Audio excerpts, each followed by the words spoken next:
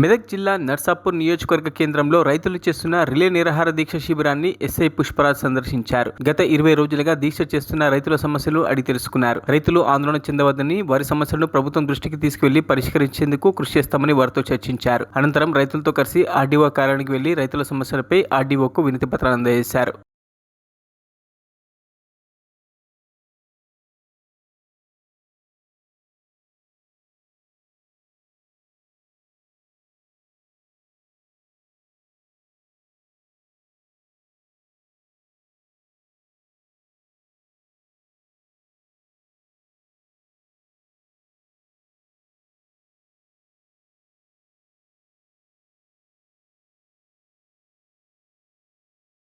మరిన్ని అప్డేట్స్ కోసం మా ఛానల్ని సబ్స్క్రైబ్ చేయండి.